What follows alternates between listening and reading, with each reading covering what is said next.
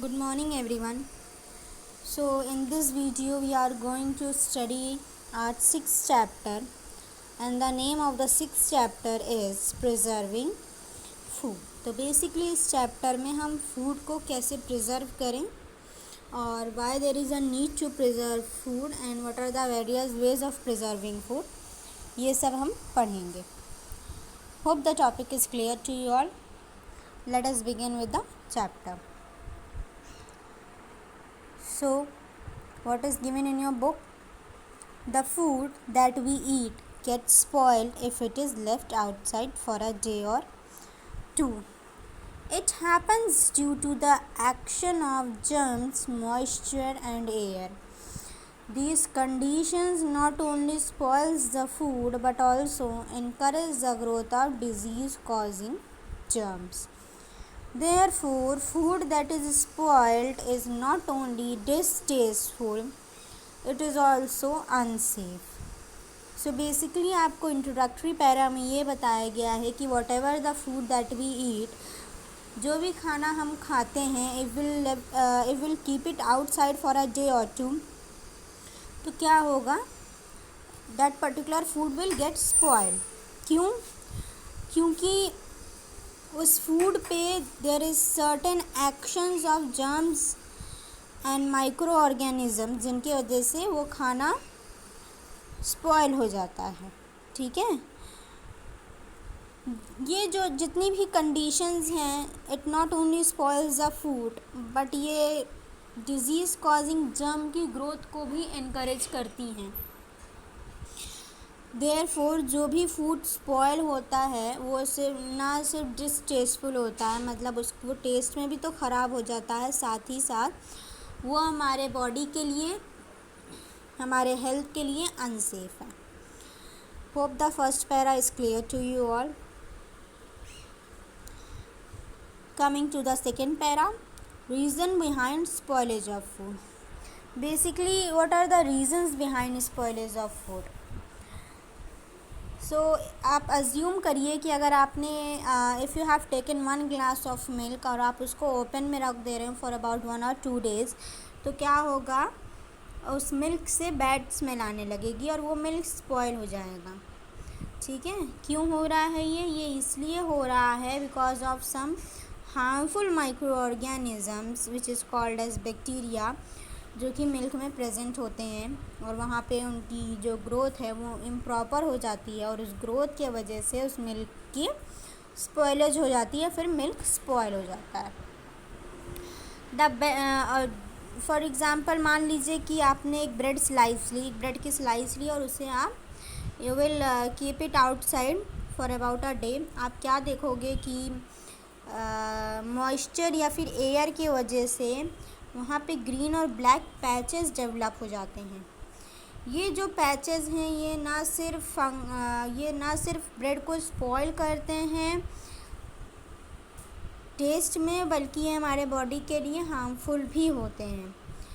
ये क्यों स्पॉइल हो रही है ब्रेड की स्लाइस? क्योंकि वहाँ पे फंगस की ग्रोथ हो रही है. फंगस जो है वो ब्रेड को इन्फेक्ट कर रहा है और एक फाउल स्मेल को स्प्रेड कर रहा है.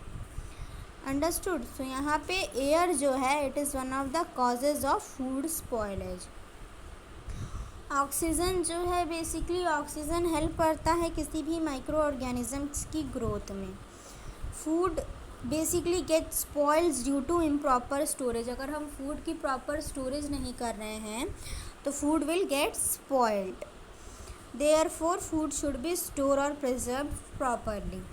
इसीलिए हमें फूड को प्रॉपरली प्रिजर्व्ड करना चाहिए, स्टोर करना चाहिए. तो फूड प्रिजर्वेशन के वेरियस वेज दिए हुए हैं. So preserving the food, first is freezing. तो फ्रीजिंग में हम क्या करेंगे कि नॉर्मल सा हमारे जो होम्स में भी होता है ये चीज़ कि अगर हम कोई वेजिटेबल्स बाय करते हैं तो आफ्टर वॉशिंग दैट वेजिटेबल्स, जैसे ही वो ड्राई होते हैं, हम उन्हें सडनली रेफ्रिजरेटर में ट्रांसफ़र कर देते हैं. क्यों?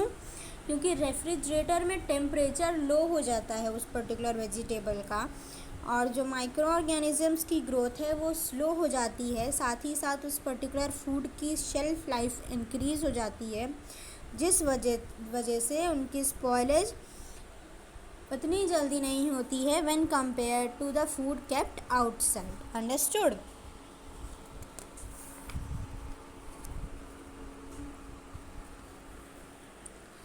Next is drying. तो ड्राइंग में क्या हो रहा है, बेसिकली किसी भी फूड के वाटर कंटेंट को अगर हम रिड्यूस कर दें या कम कर दें तो इस प्रोसेस को हम बोल रहे हैं ड्राइंग। ठीक है। तो मॉइस्चर की एब्सेंस में किसी भी बैक्टीरिया की ग्रोथ प्रॉपरली नहीं होती है। तो अगर किसी भी फूड मटेरियल में मॉइस्चर नहीं है, वाटर नहीं है, तो वहाँ पे बैक्टीरिया प्रॉपरली ग्रो नहीं करेंगे, जिस वजह से फूड की जो शेल्फ लाइफ है या फूड जो है वो आपका थोड़ा ज़्यादा टाइम तक रिफ़्रेश रह सकता है। सीरियल्स वगैरह जो हैं आपके, वीट हैं, राइस हैं, ओट्स हैं, फ्रूट्स हैं सच एज कोकोनट, बनाना, इन सब को generally we use to dry them to preserve it. ठीक है। तो ये था हमारा ड्राइंग का process. Hope this topic is clear to you all.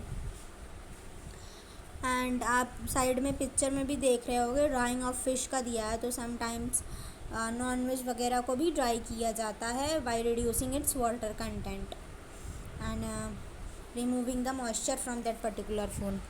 Next topic is vacuum packing. Vacuum packing में क्या हो रहा है, in this type of preservation food items are stored in airtight container. Nuts are preserve through vacuum packing. तो इस preservation method में जो food items हैं इनको एयर टाइट कंटेनर्स में रखा जा रहा है। नट्स वगैरह जो होते हैं आपके, इनको वैक्यूम पैकिंग के थ्रू या वैक्यूम पैकिंग से प्रिजर्व किया जाता है। ये था आपका वैक्यूम पैकिंग। सो अभी तक आपने फ्रीजिंग पढ़ा, ड्राइंग पढ़ा और वैक्यूम पैकिंग पढ़ा। Next is salting. तो सॉल्टिंग में क्या हो रहा है, सॉल्टिंग एक ऐसा प्रोसेस है by which moisture is removed by adding salt is called salting. तो इस प्रोसेस में मॉइस्चर को रिमूव किया जा रहा है बाय एडिंग सॉल्ट। ठीक है। दैट मीन्स कि वाटर का जो कंटेंट है उसको रिमूव कर रहे हैं सॉल्ट को ऐड करके। Generally meat is preserved by this method. इस मेथड से मीट को प्रिजर्व किया जाता है। पोटैटोज़ हैं आपके, बनानाज वगैरह जो भी हैं, इन सबको वेफर्स के फॉर्म में इसी प्रोसेस के थ्रू कन्वर्ट किया जाता है। Clear. Next is Canning. Canning में क्या हो रहा है, फूड को पहले कुक किया जाएगा, उसके बाद इसको सील्ड कैन में प्रिजर्व किया जाएगा। इस प्रोसेस को क्या कहा जा रहा है, कैनिंग कहा जा रहा है। ठीक है। कैनिंग में क्या हो रहा है, फूड को पहले कुक किया जाएगा, फिर इसको सील्ड कैन में प्रिजर्व किया जाएगा। इस प्रोसेस को क्या कहा जा रहा है, इस प्रोसेस को कैनिंग कहा जा रहा है। Next is pickling. पिकलिंग में क्या हो रहा है, इस मेथड में जो भी फूड है आपका, इसको उस पर्टिकुलर फूड को ऐसे सब्सटेंस में रखा जा रहा है जो कि बैक्टीरिया या फिर माइक्रो ऑर्गेनिजम्स की ग्रोथ को किल कर दे। ठीक है। और उस सब्सटेंस को क्या कहा जा रहा है, उस सब्सटेंस को कहा जा रहा है पिकलिंग एजेंट। इस प्रोसेस को पिकलिंग कहा जा रहा है। ठीक है। इस मेथड में बेसिकली फूड को ऐसे सब्सटेंस में रखा जा रहा है जो कि बैक्टीरिया वगैरह की ग्रोथ को किल कर दे। साथ ही साथ इस प्रोसेस को क्या कहा जा रहा है, इस प्रोसेस को पिकलिंग कहा जा रहा है। जिस भी सब्सटेंस में उस फूड को रखा जाएगा उसे क्या कहा जाएगा, पिकलिंग एजेंट्स कहा जाएगा। पिकलिंग एजेंट्स क्या क्या हैं, pickling agents like vegetable oil, vinegar and salts are added to the whatever food we have to preserve. ठीक है। तो फिश है, मीट है and vegetables are preserved in this way. Next क्या है, नेक्स्ट टॉपिक इज़ आपका pasteurization. तो pasteurization में क्या हो रहा है, पैस्चराइजेशन में मिल्क को पहले हीट किया जा रहा है, then it is cooled to kill the germs present in it. इस मेथड को क्या कहा जा रहा है, पैस्चराइजेशन कहा जा रहा है। मतलब मिल्क को पहले तो इन्होंने हीट कर लिया, उसके बाद सडनली उसका टेम्परेचर लो करके जितने भी जर्म्स वगैरह प्रेजेंट हैं उसको किल कर लिया। इस मेथड को क्या कहा जा रहा है, पैस्चराइजेशन कहा जा रहा है। And you will be able to see the picture just next to the topic. वहाँ पे it is given over there pasteurised milk. ठीक है। जो भी आपके पैकेट में मिल्क वगैरह आते हैं वो इसी टेक्निक से पैक होते हैं। अंडरस्टूड। जो पैक्ड मिल्क वगैरह होते हैं वो इसी टेक्निक से प्रिजर्व किए जाते हैं। Next topic is preservation with sugar.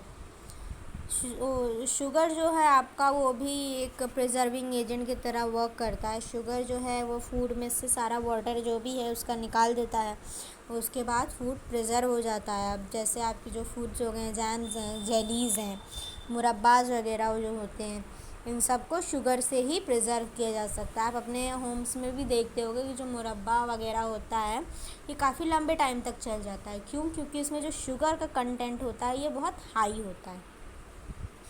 Understood. तो ये था प्रिजर्वेशन विथ शुगर। शुगर आपका क्या हो गया? प्रिजर्विंग एजेंट हो गया। Uses of chemical preservative. Now there are some of the chemicals also जिनसे फूड को प्रिजर्व किया जाता है। Let us see what are that chemicals. Chemicals like sodium benzoate are widely used to preserve food like jam, jellies and squashes. Chemical जैसे कि आपका sodium benzoate हो गया, ठीक है। तो ये जो केमिकल होता है it is widely use to preserve food. आपके जो जैम्स हो जाते हैं, जेलीज़ वगैरह हैं, स्क्वैशेस हैं, तो ये सब इसी मेथड से इसी केमिकल से प्रिजर्व किए जाते हैं। Understood. Next topic comes importance of food preservation. Food preservation की क्या इम्पोर्टेंस है? फूड को प्रिजर्व करने की क्या रिक्वायरमेंट होती है? बेसिकली हम फूड को प्रिजर्व करते हैं बिकॉज़ क्योंकि वो सीजनल फ्रूट्स और वेजिटेबल्स जो होते हैं ये काफ़ी लॉन्ग टाइम तक नहीं चलते हैं, और इनको लंबे टाइम तक या फिर if we have to use that particular thing for a longer time हमें इनको प्रिजर्व करना पड़ता है। जो भी फूड्स वगैरह हैं अगर हम उन्हें प्रिजर्व कर देते हैं तो it will be a great help during famines, ठीक है। Preserve food is useful where cooked food is not easily available, such as traveling to far off places or at places of greater height. तो preserve food जो हैं वो वहाँ पे helpful हो जाते हैं जहाँ पे कुक्ड फूड अवेलेबल नहीं है, या फिर जो ट्रैवलर्स वगैरह हैं they generally use preserve food only, या अगर if we have to travel at a greater height तो we have to use preserve food only. वहाँ पे cooked food we can't use since it will get spoil very easily, ठीक है। Now preserving से क्या होता है, ट्रांसपोर्ट वगैरह जो भी होता है फ्रूट्स का या वेजिटेबल्स का ये ईज़िली हो जाता है, और साथ ही साथ ये फूड की जो वेस्टेज होती है उसको भी मिनिमाइज़ कर लेता है। Clear. Checking the wastage of the food. अब हम फूड की वेस्टेज को कैसे चेक करें या फिर फूड की वेस्टेज को कैसे कंट्रोल करें? हमें उतने ही खाना बनाना चाहिए जितना हमें रिक्वायरमेंट हो। Left over food should be kept in refrigerator. Food item should be store in dry, clean and air tight containers. जो भी फूड आइटम्स हैं हमें उन्हें ड्राई, क्लीन और एयर टाइट कंटेनर्स में रखना चाहिए। हमें उतने ही फूड लेना चाहिए जितना हम खा सकें या जितना हमारी रिक्वायरमेंट है, उससे ज़्यादा हमें वेस्ट नहीं करना चाहिए। Disease caused by spoiled food. तो स्पॉइल्ड फूड से क्या क्या डिजीज़ेज़ होती हैं? So disease causing bacteria can contaminate the food and cause poisoning. So जो आपका बैक्टीरिया है it can cause various diseases and can contaminate the food as well. Such जो भी डिज़ीज़ होती हैं there are various diseases such as typhoid, cholera, hepatitis. ये सारी diseases आपकी हो जाती हैं स्पॉइल्ड फूड से। Diseases can also be transmitted through contaminated food like meat and fish. तो जो नॉनवेज वगैरह होता है इससे भी आपकी डिजीज़ वगैरह ट्रांसफ़र हो जाती हैं। Moles growing on food can develop poison which can cause serious illness. A person suffering from food poisoning can experience nausea, vomiting, fever, diarrhea and pain. तो ये सब सारी डिजीज़ेस जनरली हो जाती हैं अगर हम स्पॉइल्ड फूड कंज्यूम कर लें तो। Now there are various rules for keeping food safe. So cleanliness of food, storage of containers, utensils and food preparation areas, so ये जितनी भी चीज़ें इनका क्लीनलीनेस इम्पॉर्टेंट है. So we have to clean our hand also, we have to keep the storage containers also clean, है ना. Food preparation areas जो हैं इन सबको हमें क्लीन रखना चाहिए. Keep the insect pest and dust fumes and away from food. तो इन सबको हमें फूड से दूर रखना चाहिए. Keep raw food separate from cook food. तो हमें रॉ फूड को कुक फूड से सेपरेट रखना चाहिए. Make sure the person making food wash their hand with soap and clean water. तो जो भी फूड बना रहा है, जो भी खाना बना रहा है, that particular person should wash his और her hand with soap and clean water.